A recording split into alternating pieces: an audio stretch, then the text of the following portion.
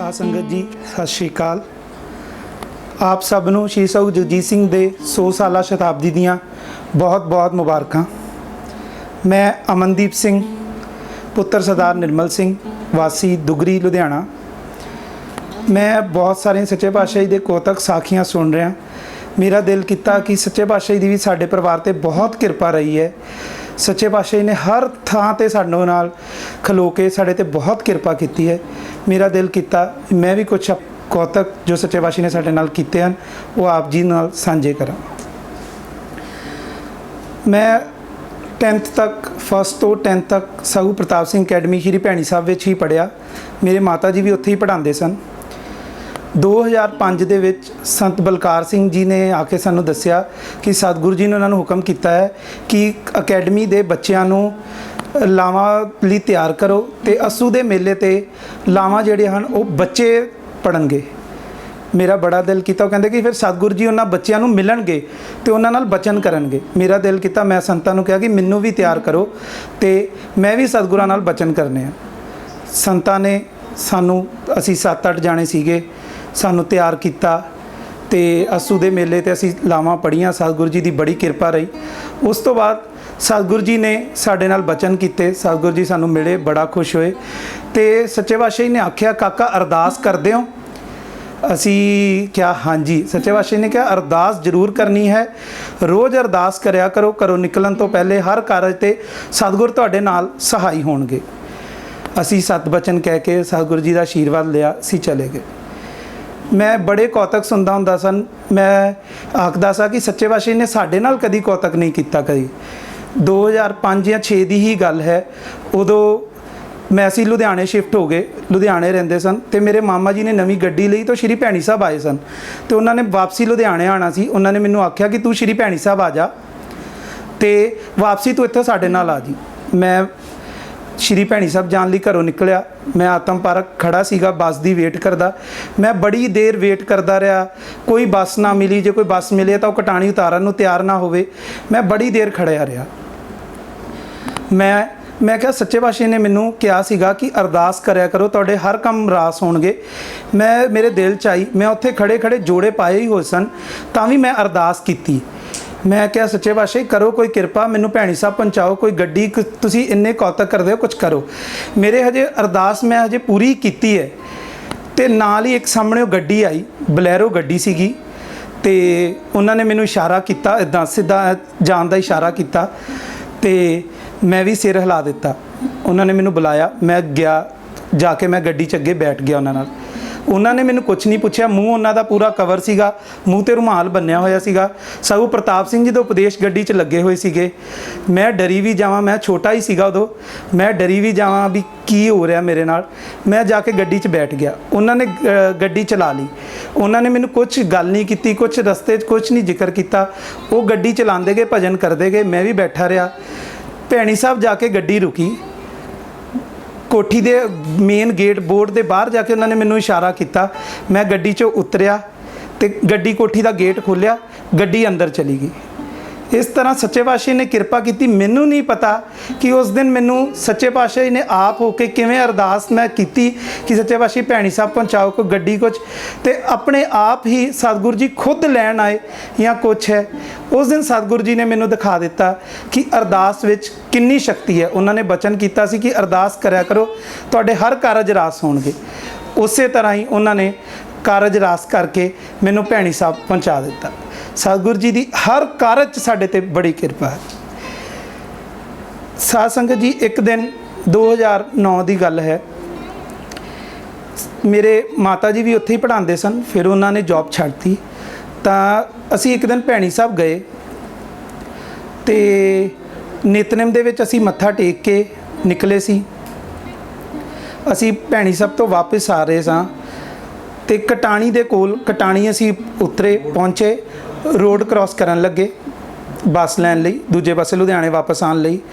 ਤੇ ਮੈਂ road cross ਕਰ ਗਿਆ ਸੀ ਭੱਜ ਕੇ। ਮੇਰੇ ਮਾਤਾ ਜੀ ਅਜੇ ਪਿੱਛੇ ਸਨ ਤੇ ਮੈਂ ਪਿੱਛੇ ਮੁੜ ਕੇ ਦੇਖਿਆ ਤੇ ਮਾਤਾ ਜੀ ਰੋਡ ਕ੍ਰਾਸ ਕਰਨ ਲੱਗੇ ਤੇ ਉਨੀ ਦੇਰ ਦੇ ਵਿੱਚ ਅਚਾਨਕ ਉਧਰੋਂ ਇੱਕ ਬਹੁਤ ਤੇਜ਼ ਰਫ਼ਤਾਰ ਦੇ ਵਿੱਚ ਗੱਡੀ ਆਈ ਔਰ ਮੇਰੀ ਮਾਤਾ जी दे मेरे देखते देखते ਉਹਨੇ ਮੇਰੀ ਮਾਤਾ ਜੀ ਨੂੰ ਟੱਕਰ ਮਾਰੀ, ਲੱਤਾਂ 'ਚ ਗੱਡੀ ਵੱਜੀ। ਮੇਰੇ ਮਾਤਾ ਜੀ ਉਛਲ ਕੇ ਉੱਪਰ ਚਲੇ ਗਏ ਤੇ ਗੱਡੀ ਲੰਘ ਕੇ ਥੱਲੋਂ ਲੰਘ ਗਈ ਗੱਡੀ, ਤੇ ਮੇਰੇ ਮਾਤਾ ਜੀ ਸੜਕ ਦੇ ਉੱਤੇ ਡਿੱਗ ਗਏ। ਔਰ ਮੈਂ ਆਪਣੇ ਸਾਹਮਣੇ ਮੈਂ ਦੇਖਿਆ, ਮੈਂ ਬਹੁਤ ਡਰ ਗਿਆ। ਸਾਰਿਆਂ ਨੇ ਚੱਕਿਆ, ਉਹਨਾਂ ਨੂੰ ਚੱਕ ਕੇ ਅਸੀਂ ਅੰਦਰ ਉਹਨਾਂ ਨੂੰ ਉੱਥੇ ਬਿਠਾਇਆ। ਉਹ ਬੇਹੋਸ਼ ਸਨ। ਥੋੜ੍ਹੀ ਦੇਰ ਬਾਅਦ ਉਹਨਾਂ ਨੂੰ 2-4-5 ਮਿੰਟ ਬਾਅਦ ਹੋਸ਼ ਆਈ, ਪਾਣੀ ਪਿਆਇਆ। ਮੈਂ ਡਰ ਗਿਆ ਕਿ ਮੇਰੇ ਮਾਤਾ ਜੀ ਨੂੰ ਜਿਸ ਹਿਸਾਬ ਨਾਲ ਮੈਂ ਦੇਖਿਆ ਸੀਗਾ ਕਿ ਕਿਵੇਂ ਗੱਡੀ ਨੇ ਉਹਨਾਂ ਨੂੰ ਚੱਕਿਆ ਔਰ ਥੱਲੋਂ ਗੱਡੀ ਲੰਘ ਗਈ, ਉਸ ਤੋਂ ਬਾਅਦ ਉਹ ਸੜਕ 'ਤੇ ਡਿੱਗੇ, ਮੈਂ ਬਹੁਤ ਡਰ ਗਿਆ। ਮੈਨੂੰ ਲੱਗਿਆ ਕਿ ਮੇਰੇ ਮਾਤਾ ਜੀ ਨੂੰ ਬਹੁਤ ਸੱਟ ਵੱਜੀ ਹੋਏਗੀ, ਬਟ ਉਹਨਾਂ ਨੂੰ ਉਠਾਇਆ, ਉਹਨਾਂ ਨੂੰ ਜਲ ਛਕਾਇਆ, ਉਹ ਠੀਕ ਸਨ। ਉਹਨਾਂ ਨੂੰ ਚਲਾਇਆ, ਉਹ ਠੀਕ ਸਨ, ਬਟ ਉਹਨਾਂ ਦੀਆਂ ਨੇਤਰਾਂ 'ਚੋਂ ਜਲ ਵਗ ਰਿਹਾ ਸੀ, ਉਹ ਰੋ ਰਹੇ ਸਨ। ਮੈਂ ਪੁੱਛਿਆ ਕੀ ਹੋਇਆ, ਤੁਹਾਡੇ ਸੱਟ ਵੱਜੀ ਹੈ, ਕਿੱਥੇ ਵੱਜੀ ਹੈ, ਕੀ ਹੈ, ਦੱਸੋ, ਡਾਕਟਰ ਨੂੰ ਇੱਥੇ ਹੀ ਦਿਖਾਈਏ।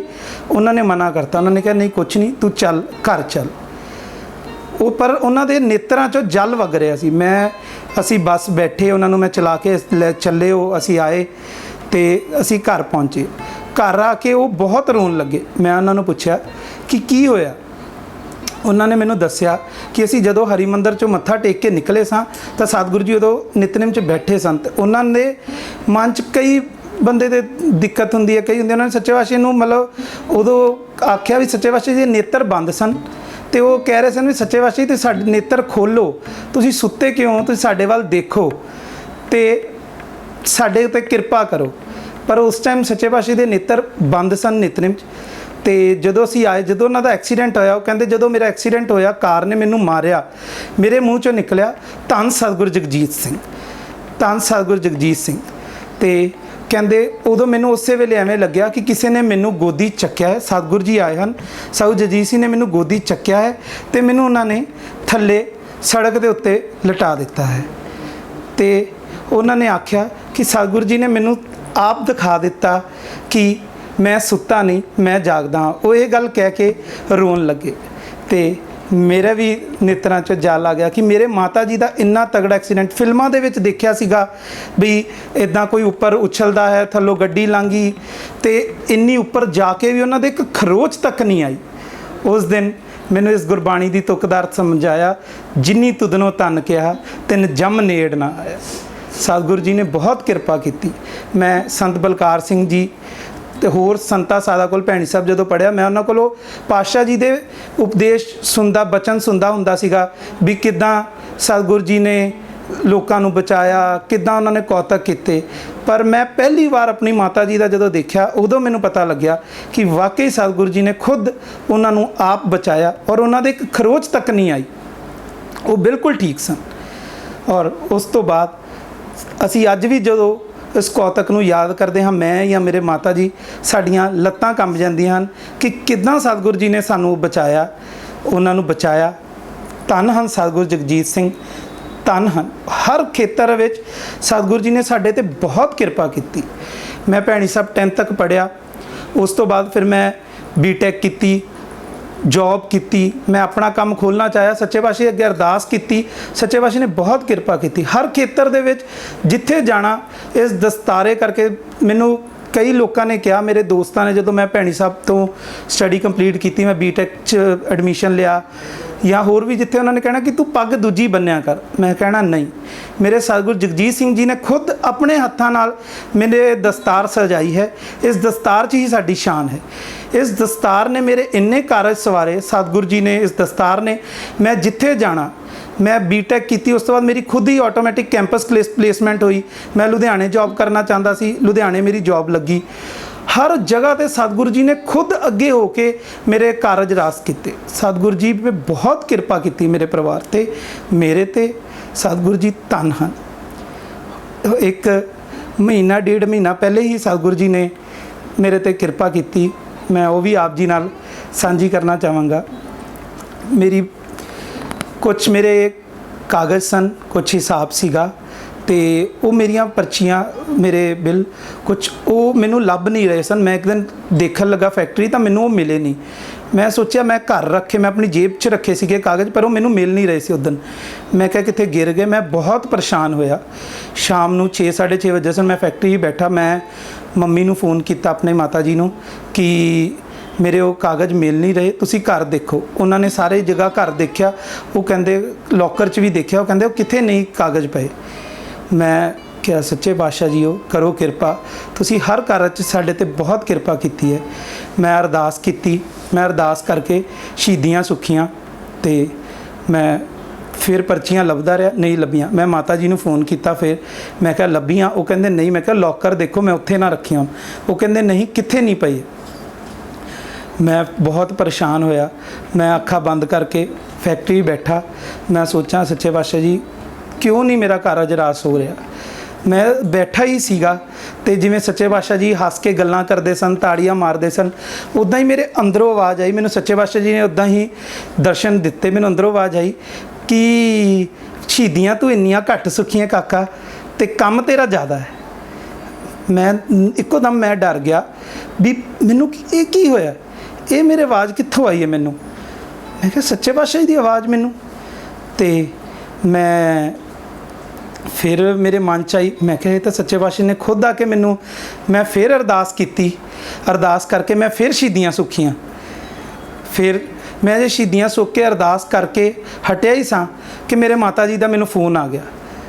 ਮੈਨੂੰ ਕਹਿੰਦੇ ਕਿ ਆਹ ਸੀਗੀਆਂ ਪਰਚੀਆਂ, ਆਹ ਕਾਗਜ਼ ਸੀਗੇ। ਮੈਂ ਕਿਹਾ ਹਾਂਜੀ। ਕਹਿੰਦੇ, ਮੈਂ ਕਿਹਾ ਤੁਹਾਨੂੰ ਕਿੱਥੇ ਮਿਲੇ? ਕਹਿੰਦੇ ਲੋਕਰ ਦੇ ਵਿੱਚ। ਮੈਂ ਦੁਬਾਰਾ ਲੋਕਰ ਖੋਲ੍ਹਿਆ, ਪਤਾ ਨਹੀਂ ਉੱਥੇ ਫਿਰ ਕਿੱਥੇ ਸਾਈਡ 'ਤੇ ਪਏ ਸਨ, ਮੈਨੂੰ ਫਿਰ ਨਜ਼ਰ ਆ ਗਏ। ਮੈਂ ਕਿਹਾ ਇਹ ਸਤਿਗੁਰੂ ਜੀ ਨੇ ਖੁਦ ਆ ਕੇ ਉੱਥੇ ਕਾਗਜ਼ ਰੱਖੇ ਹਨ, ਉਹਨਾਂ ਨੇ ਹੀ ਕਿਰਪਾ ਕੀਤੀ ਹੈ। ਉਹ ਸਾਡੇ ਤੇ ਅੱਜ ਵੀ ਕਿਰਪਾ ਕਰਦੇ ਹਨ। ਸਾਡੇ ਤੇ ਸਾਧੂ ਜਗਜੀਤ ਸਿੰਘ ਜੀ ਕਣ ਕਣ ਵਿੱਚ ਹਰ ਜਗ੍ਹਾ ਹਨ, ਅੱਜ ਵੀ ਮੌਜੂਦ ਹਨ। ਉਹਨਾਂ ਦੇ ਬਚਨ ਸਾਡੇ 'ਚ ਕੀ ਅਰਦਾਸ ਕਰਿਆ ਕਰੋ, ਤੁਹਾਡੇ ਹਰ ਕਾਰਜ ਰਾਸ ਹੋਣਗੇ। ਉਹ ਬਚਨ ਅੱਜ ਵੀ ਮੈਨੂੰ ਯਾਦ ਹਨ। ਅੱਜ ਵੀ ਸਤਿਗੁਰੂ ਜੀ ਸਾਡੇ ਤੇ ਬਹੁਤ ਕਿਰਪਾ ਕਰਦੇ ਹਨ, ਤੇ ਇੱਦਾਂ ਹੀ ਸੱਚੇ ਪਾਤਸ਼ਾਹ ਦੀ ਕਿਰਪਾ ਬਣੀ ਰਹੇ। ਧੰਨਵਾਦ। ਸਤਿ ਸ਼੍ਰੀ ਅਕਾਲ।